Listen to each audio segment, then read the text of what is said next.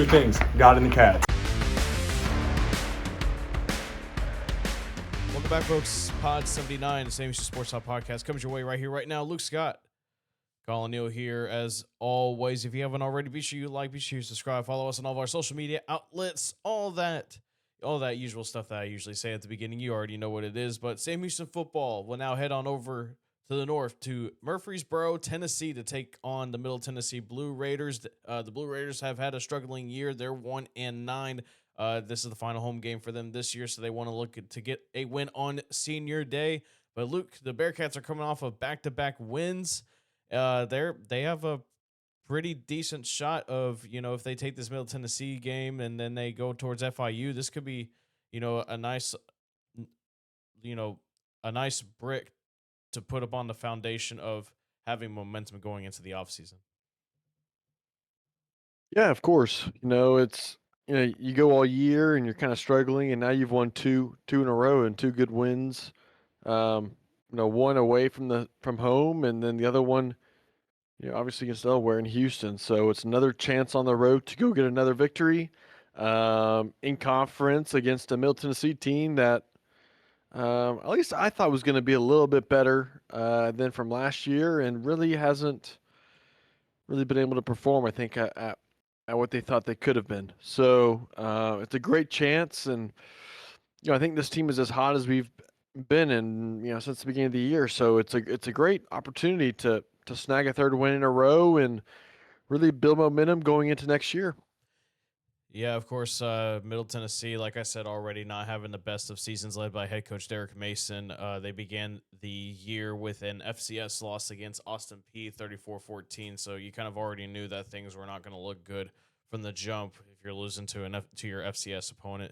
Then they lost 42-10 to Wisconsin. They did get their first win of the season on the road in Nevada, albeit that was a very, and I mean very, ugly game, 14-13. Then they have since then lost every single game, including losses to Marshall. They lost to FIU 56-30. They made it pretty close against Jacksonville State, though, at home on October 29th, 24-21. That was a loss, though. They did make things interesting for a while against Western Kentucky, but ultimately the 100 miles of hate continues to run red for the Hilltoppers. Like I said, 42-26.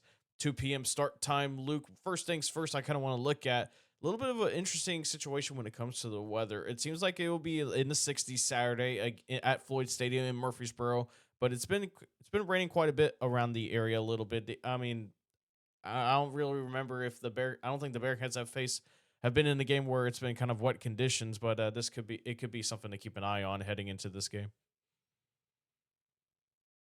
And obviously, whenever you're kind of going into maybe some tricky weather, you're going to have to rely on your run game, I think, a little bit more, and which will be a little bit of an adjustment. But I think also it's kind of been where we've been the best the past 2 weeks, behind Coco Brown, McCaskill right last week. So I think that suits well for us. But, on the other side of things, Derek Mason wants to run the ball at Middle Tennessee, and, they've just kind of they've been so close. There's a lot of these one-score games that could have gone their way this year that haven't. So they're looking to kind of build some momentum going into next year. Obviously, they're only 1-9, so it's kind of tough to play for anything this year. But with the tricky weather, I think it evens it up, the matchup a little bit, and makes it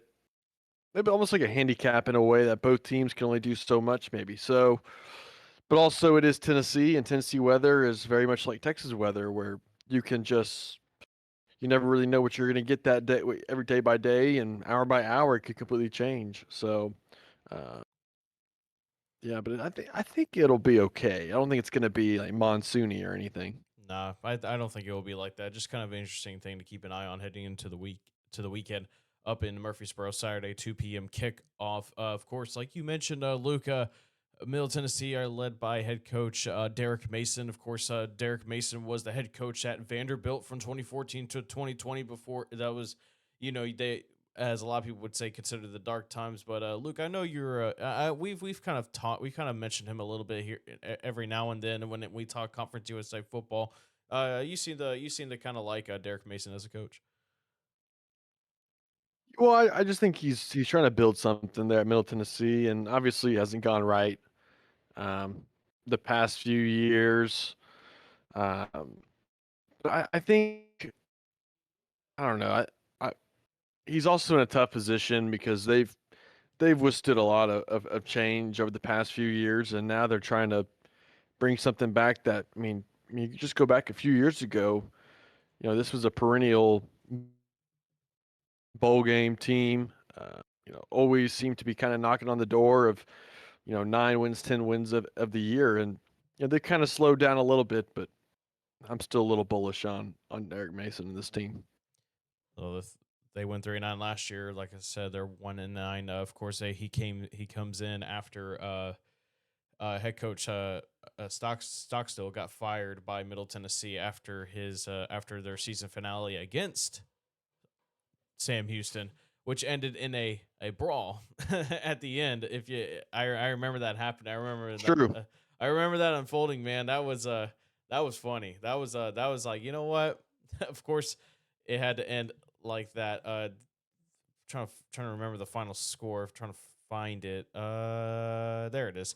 23-20. That Middle Tennessee missed on a last second field goal. Uh, Wide left, all that great stuff.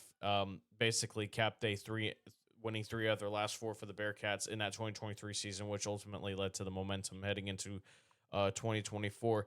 Huge storyline for Middle Tennessee. Of course, we all know their quarterback that they've always been going to, Nicholas Vadiato. A little over 2,100 passing yards this season, 16 touchdowns, 7 interceptions. Just decent quarterback. Has some playmakers, but Luca looks like that they are going to be without Vadiato heading into there and going to be going with Roman Gagliano, who came in for Western Kentucky for the rest of the way. Here was head coach Derek Mason on the QB situation. He made it pretty short and sweet. Roman's going to continue to play, man, until we know, what the complete status is. For right now, I mean, we'll take it week by week, and it's always a sprint to game time to be able to figure out exactly where we go. So, I mean, if Vadiato is not able to go, Luke, I imagine it's going to make things a lot easier on the Sam Houston defense that's finding their footing over the last couple of weeks. It's definitely a threat that's no longer there, but also you don't really know much about the guy you're going to be going up against. So in a way, it's almost more dangerous, right? Not going to be as much film out there. The tendencies, you're not going to, it's a completely different player, and you got to think the offense, the play calls might change a little bit. So I think the in-game scouting, the self-scouting, kind of throughout the games, be very important for this team um, to be able to make adjustments on the fly. And if you just compare kind of the last half, right, against Delaware, was kind of, the third quarter we played great. The fourth quarter, the defense was kind of hanging on for dear life and found a way to win. But um, this is a dangerous spot. Also, if you're Sam Houston, because you're kind of riding high, and you're coming off of two back-to-back wins, and Middle Tennessee's still hungry, and like you said, it is their senior day, so they're going to be wanting to win. They're at home for maybe one last time. So it's a dangerous spot for the Bearcats, but I kind of like this. I kind of like the Cats in the spot, Colin. I mean, I'm not in previous weeks. I've always been kind of skeptical, but right now I'm kind of feeling it. I was kind of surprised that the Bearcats were listed as underdogs in this one. They opened up as 8-point Yeah, underdogs. I don't know how you feel. I want to know how you feel about it. yeah. I mean, it was definitely kind of a shock of a line, Colin. I mean, A shock, you say? right now I'm seeing it. It's at 6.5, and the people are loving Sam. So They're loving Sam on the I spread, don't but know. not on the money line. Yeah, no, I think they got that wrong, Colin. I think the public's wrong. I like us, man. I really do. Okay. Hey, listen though, I mentioned the defense earlier when it came to press to like potentially making it easier on them when it comes to getting to the quarterback. Last game, Luke, trying to find it here, the defense generated. Of course, they got 8 sacks in that game, which was the most for Sam Houston's defense since 2010 when they got 10 sacks against um Nicole's State.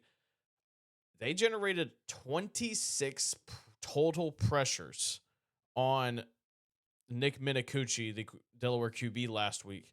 According to PFF, 6 total pressures from Christopher Eaton Jr., 4 from Dylan Frazier, 3 from Brody Henderson. Caleb Holloway had 3 of his own as well, and he had 3 other guys with 2, with Shafon Boyd, and Tavius Fish, and Lawton.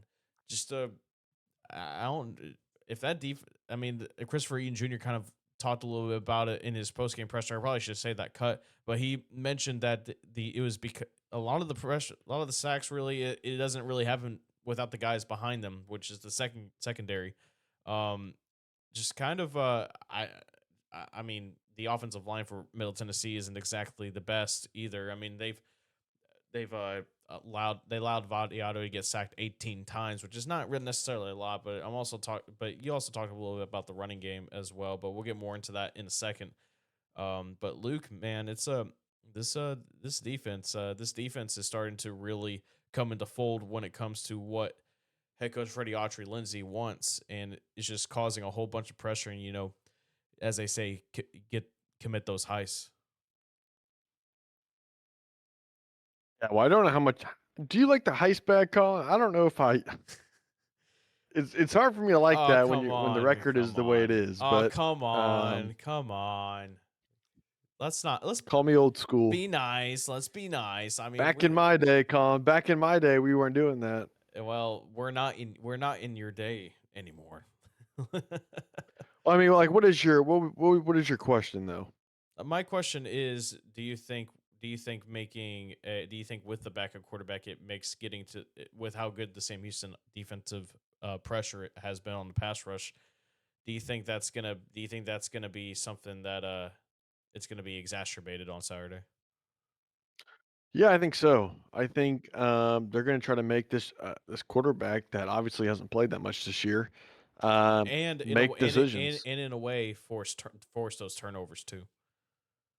Yeah, exactly. I mean, you're going to want to put pressure um, on a quarterback like that. If you're sending 4, if you can send 4 and get home in 4, that's great. But I don't know if that's going to be what Sam Houston does, Colin. I think they're going to be sending some blitz packages, and whether it's off the edge, whether it might be a cheeky corner blitz, maybe a blitz from off the top, and throw some exchanges in there and kind of twist and stunts and whatnot. Yeah, I think they're going to make this quarterback really think about this, especially if you get in the lead and really put the pressure on him. I think this is a huge opportunity for the entire defensive staff to make a statement and to really not necessarily exercise the demons, but I think really put a stamp on the end of the season and say, look what we've become, right? I mean, where we were and now where we're going and what we've been playing the past 2 games. This is a chance for this unit to take a step forward.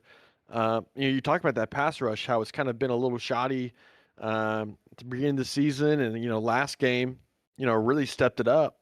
This is a huge opportunity for that entire front 7 to really put a cap on the end of the year and say, look what we did, Well, right? yeah, I mean, I totally agree with you. One more cut from Coach Mason. This was him on Coach Longo and the Cats and how their season's been going.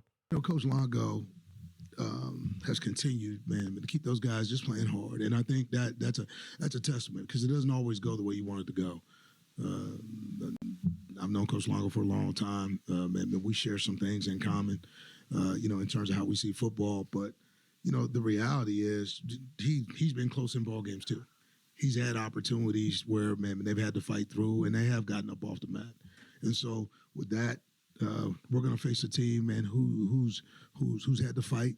They've gained some momentum. They've been able to put a win streak together, and with that now being part of the process, we're going to face a team who has to come in here and they got to win on the road and we got to play well at home. So it's going to be two teams, men fighting, and it's got to be a 60-minute ball game, and we got to make it so.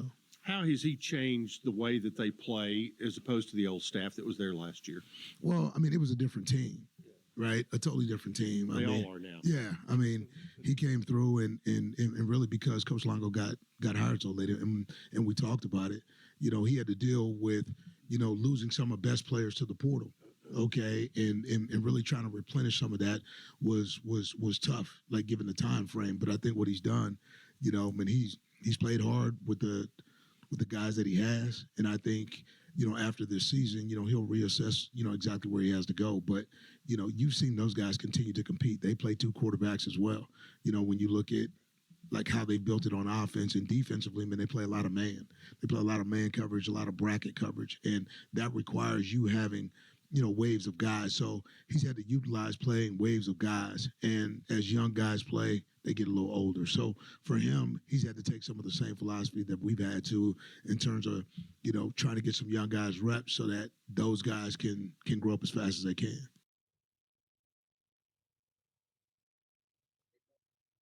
Yeah, I just it's I am kind of how similar the situations are between Coach Mason and Coach Longo, but Coach Mason,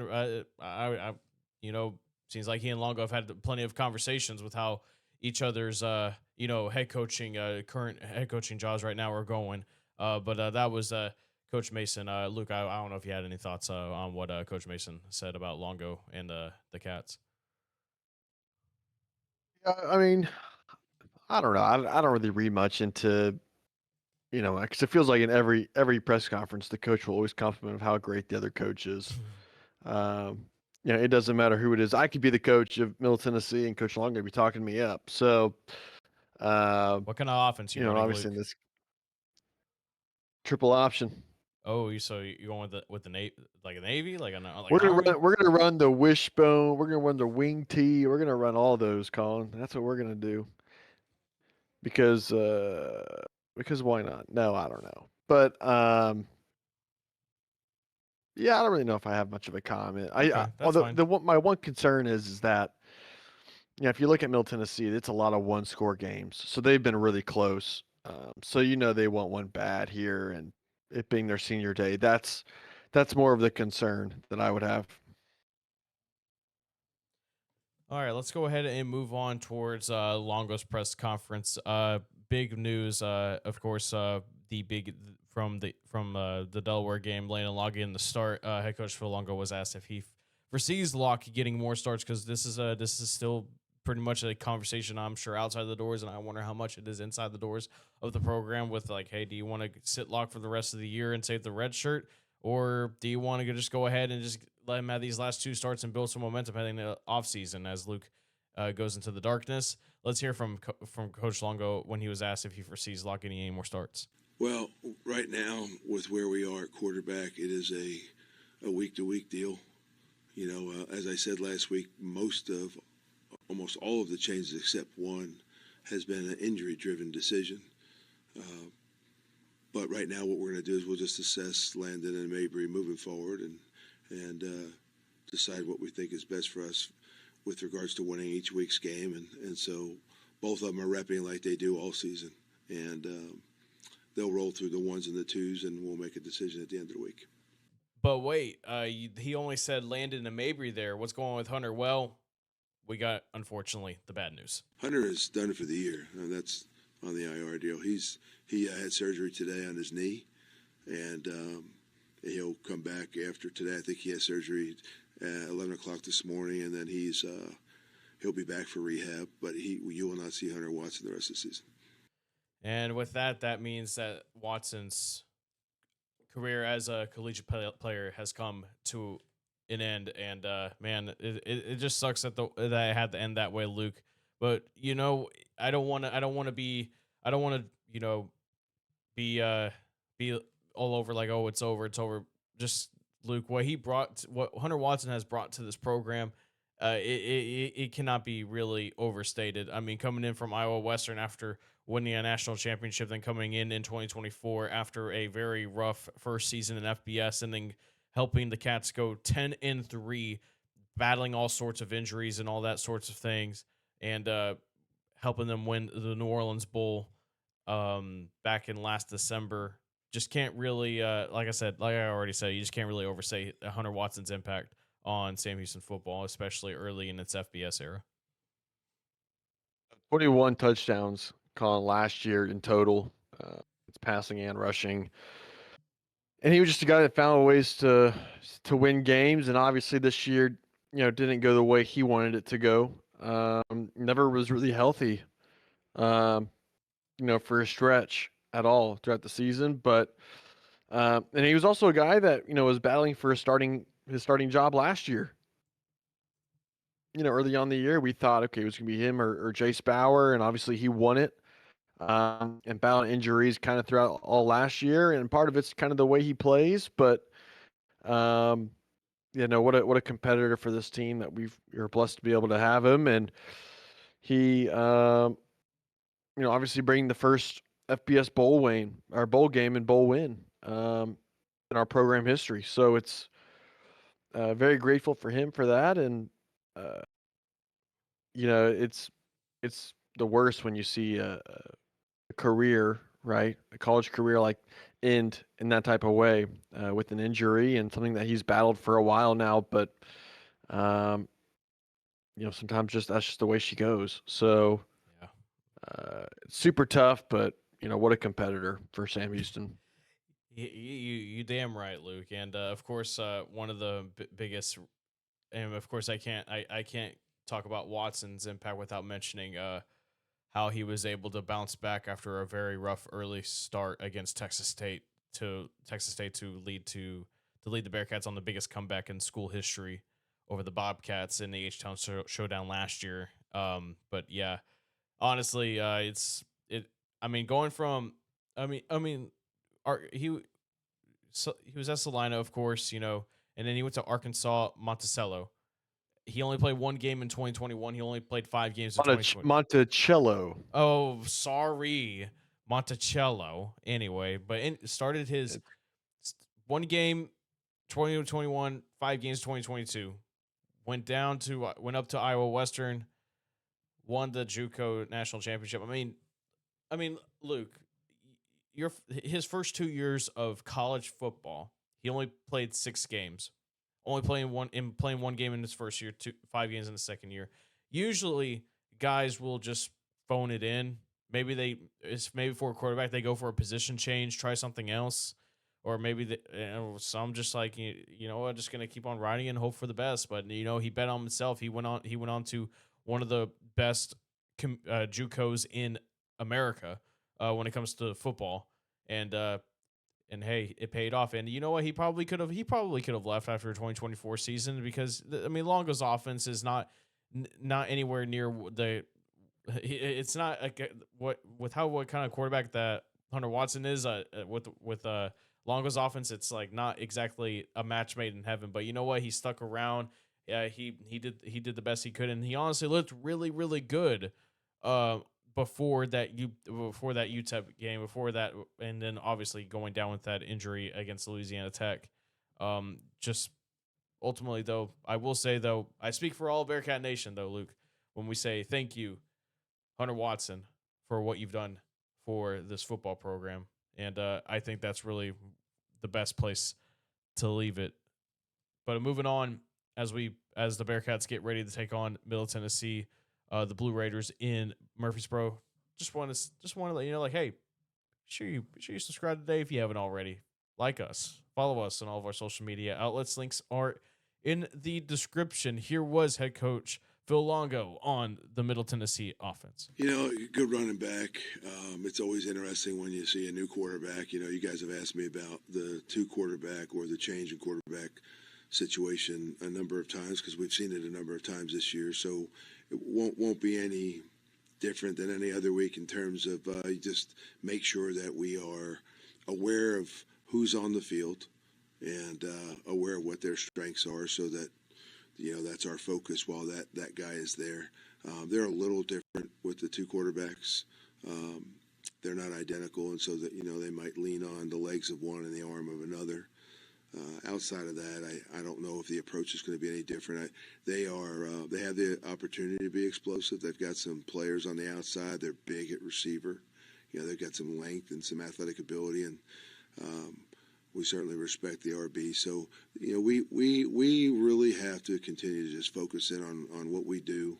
And the last 2 weeks we have gotten better situational football defense, and that trend needs to continue. For our defense to continue to see some success. So that'll be a huge emphasis going into Saturday's game. Cut off a little. Anyway, but Longo mentioned running back Jaquil Middlebrook, 9 games, 105 attempts, carries rather, 551 yards, 4 touchdowns. So kind of not really necessarily the best. He has missed 1 game, so the numbers won't look pretty good for now. They have a couple of other guys. They have a couple other 100 yard, one other 100 yard rusher in DJ Taylor. So if they're gonna really be going with Gagliano at quarterback, Luke, I imagine that Middle Tennessee is gonna be relying on that run game to give Gagliano some space or some leeway. Yeah, I think you're right, Colin. And I think that's kind of what Longo's pretty much saying, kind of around the open, and say, hey, I think this team's going to have to run the ball quite a bit, and it's going to be kind of man football. It's going to be matchup based, and we're going to have to really execute on the defensive end to stop this rushing attack. Yeah, Obviously, and we talked about, like, that's what Middle Tennessee wants to do. That's what they've wanted to do all year, is run the ball. And now with a backup quarterback, they might be forced to. So it's definitely circling the wagons on it quite a bit. And this is a moment for this front seven to step up and really take control the rest of the season. Yeah, and Middlebrook's also a receiving threat as well. He has 37 catches, 369 yards, 2 receiving touchdowns, and really that's where Middle Tennessee's offense can really be dangerous. Is in the receiving game, getting guys in the open space. They want explosive plays. That's really every time I read upon something about Middle Tennessee, Coach Mason's always talked about, hey, we got to get those explosive plays. We got to get those explosive plays. So that's going to be a really bit of a key for the secondary, in my opinion. I'm pretty confident that the front seven are going to do their job. I'm kind of seeing how the secondary does, because you got guys out there like Cameron Lacey that lines up outside. He has 3 touchdowns on the season, catching wise for Middle Tennessee, 519 yards. Nazay Cox, number 1 for them, 38 catches, 446 yards, 5 touchdowns, and they have 3 other guys, Luke, that include Middlebrook that have 2 receiving touchdowns on the season. So they disperse the targets pretty well. 5 guys have at least 33 catches. So they like to get the ball around. It's kind of like how Longo's offense works. They want to try to spread the ball around and try to get the players in the open space. But I'm gonna say right here, right now, Luke, I'm looking at the secondary to see how they match up well with Middle Tennessee skill players on the outside. Yeah, I mean, I agree. Do you think we match up pretty well, Colin? I mean, If we I think at didn't, the beginning of the year we would have said something different, but I Yeah. think as of late, it's not. Looks pretty good. you know what's been the difference, or there's actually been 2 differences. The defensive line. Well, the pass rush has been better. The defensive line has gotten much better, and that looking back at that Louisiana Tech game, I mean, just losing three of your regular D linemen is tough, and showed right there. But ever since they started coming back, it's like that. I don't know what it is about that Louisiana Tech game that I guess it's just how badly they lost. It just left a sour taste in their mouth. But that D line has gotten better. Dylan Frazier has gotten much better as the season has gone on.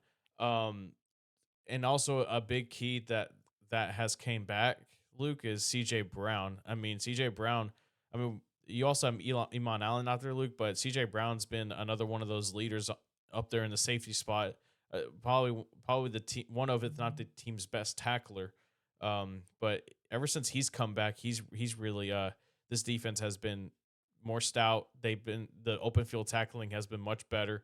There's not been a lot of MAs either, especially when I go back and watch it. It's just I haven't seen really that big of mistakes as we saw earlier in the season, Luke, where we saw a lot of blown coverages and the DBs just getting beat on man coverage. I don't know if you see anything different, but of course I'm No, willing to hear your opinion. no, I definitely agree, Colin. I think the biggest improvement has been the pass rush. Instead of giving the quarterback all day to throw, you're forcing the ball out in only a couple seconds. That makes a big difference. Um, I think it also took the coaching staff a little bit of time to adjust of what works and what doesn't work. I think at the beginning of the year, maybe they had the idea of running a lot of one thing and maybe not another, and they've kind of switched up, realizing, okay, we might just not have that type of personnel. Yeah. And I think that's a sign of a good self scout. I think that's just kind of what the doctor ordered for us, and obviously the pass rush has helped. Which is weird because we're no Jameer Diaz. Going into this season, Jameer Diaz was kind of the best pass rusher, and now he's been out. So just something to think about.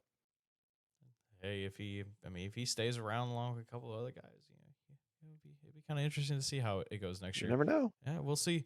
But one last thing from Coach Longo. He talked a little bit about the Middle Tennessee defense. Offensively, we're seeing another multiple team. I don't think they're quite as multiple as Delaware, but they will line up in a mint or a bear front. They'll line up in 4 down. They are easily one of the more talented D lines we've seen this year. The 2 D tackles inside are there's some dudes, there's some players, and I said this maybe in camp. We identify the 1, the 2, the 3 players on a defense that we think maybe is our matchups for us, and we want to create those matchups and attack those players. And then there are scheme changers on defense, and those are guys you've got to know where they are at all times. Fortunately for us, we don't have to guess where the D tackles are going to be. It's not like they have a safety or a backer or somebody that they can move around, and we've got to be aware. Even with a D end, you can move them around and do some things. But these 2 are going to line up inside. They're physical. They can knock you back. They can win with pass rush moves. They can get off blocks. They're good block to struck guys, and they're really, really physical. And they're used to playing a lot. And they've got a lot of experience. So the battle up front with our offensive line and their defensive line will be key for us on offense. Luke, I don't know if you noticed this during the game, but there was some bit of rotations going on along the left side. You saw Joseph out in left guard, but you saw William McCollum get a start at left guard, and you also had Isaac Sohn come in and have 26 snaps at left tackle. I find that very interesting. Larson and Dietrich are, and Dawn as well. Those are the stables right now. Those are the stable positions right now along the offensive line. But I think it's I like what they're doing right now along the left side of the offensive line. Because I thought we've kind of talked about it that left side has been a big weakness point. Maybe I don't know. I wonder what is your opinion on a rotating offensive lineman? Do you think do you think that's a good idea, or do you think it's not just because? No, I think it's pretty terrible, to be honest. But the guys that we had at the start of the year weren't very good, so they're trying to figure it out. That's kind of what I think. So it's kind of like your hand is kind of forced kind of deal. Pretty much. Yeah. Obviously, if you got something good going, you're going to stick with it, right?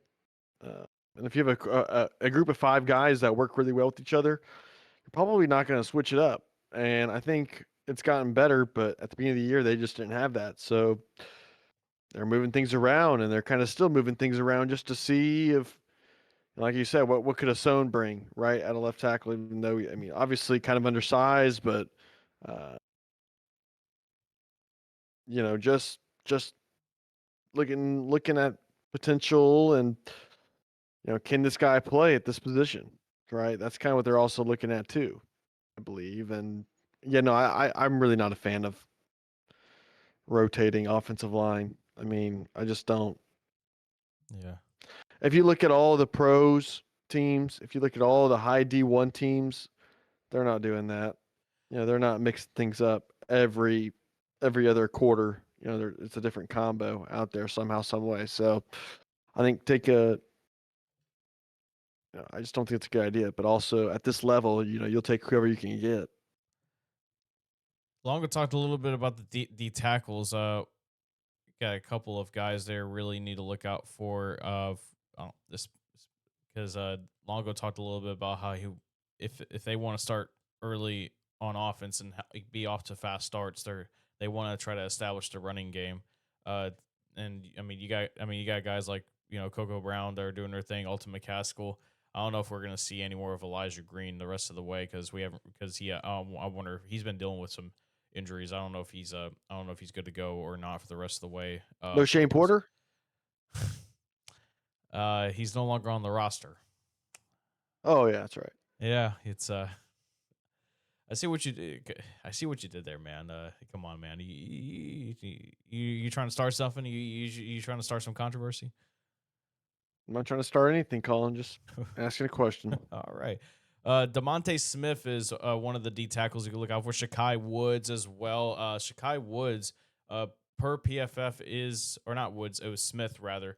He is one of the best interior D tackles in all of college football. He's actually 10th out of 922 interior D linemen, an 86.4 grade. So I'm guessing they're gonna look at where he's at and like, hey, watch this guy, he's pretty good. But you also got Bynum on the outside.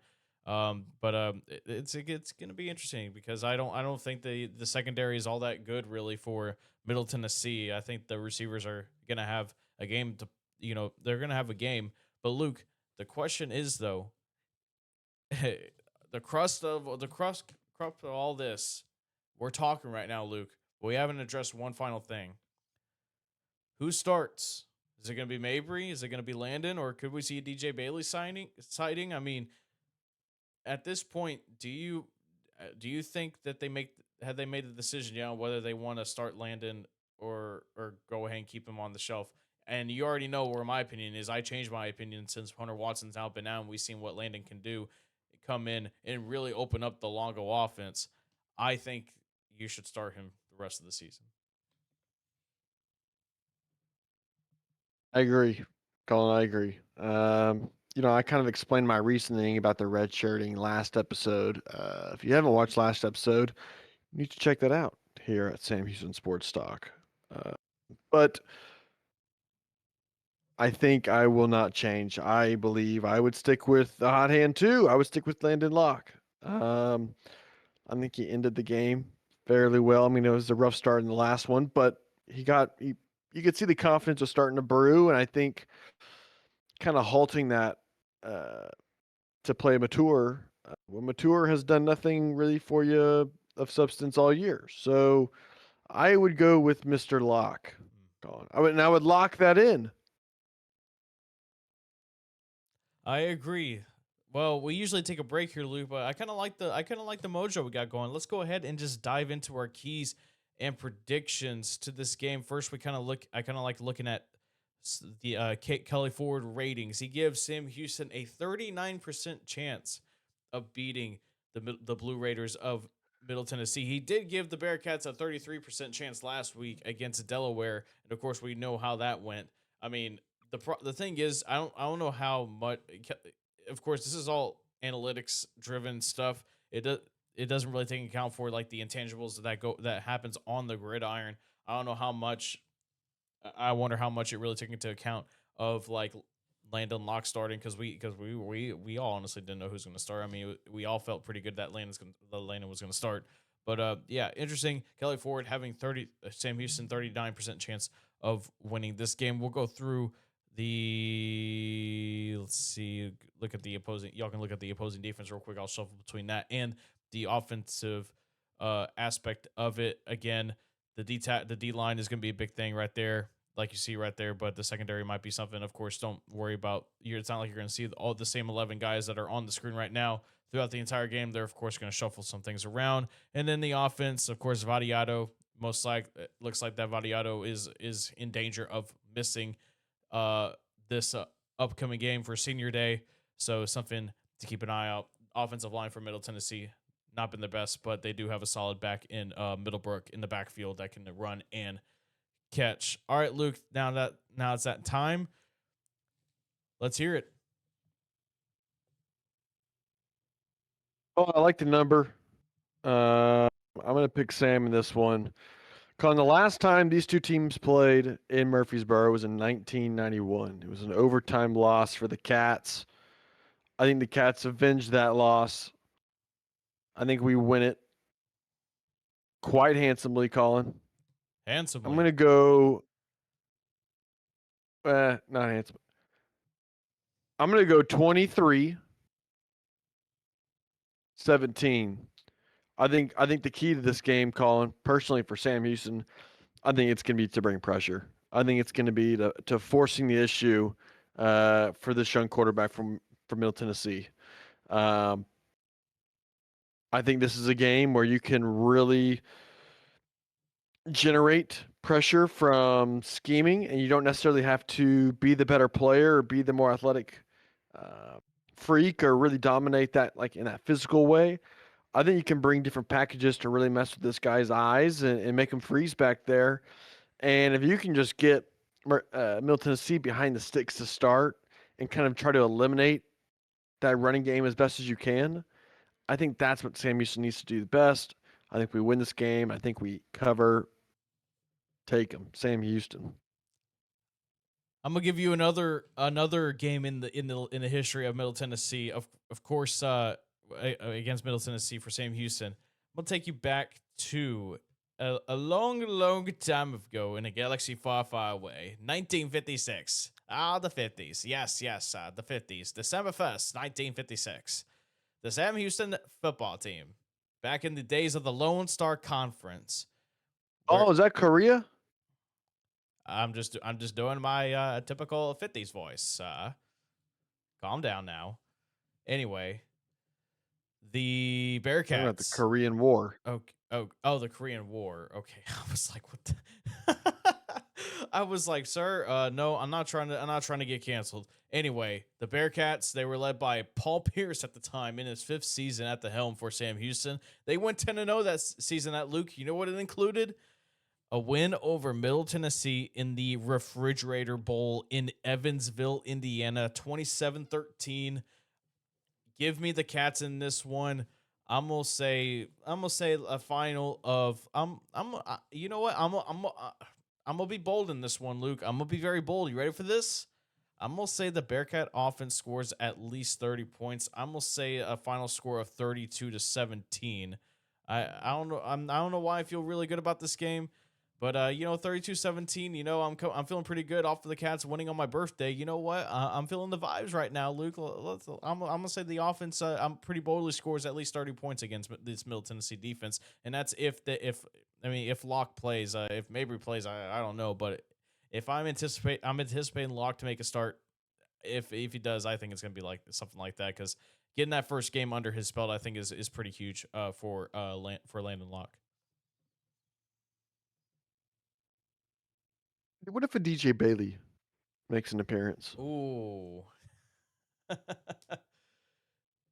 That's the realm of the unknown.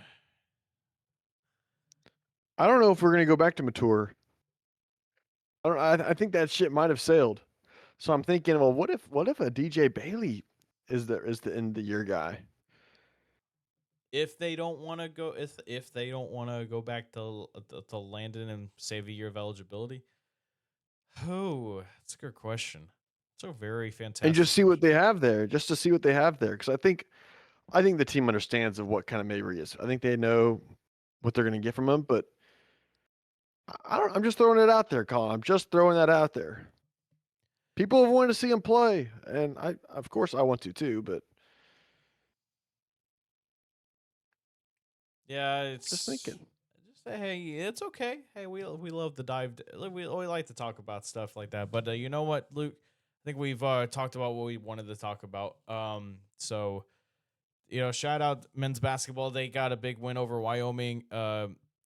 That was a very fun game. I will say, Luke, I know you enjoyed that win. Right now, women's basketball it has the lead right now over undefeated Warhawks of ULM. So if they can get the win right there, they can really turn some heads and show that they are that they mean business this year.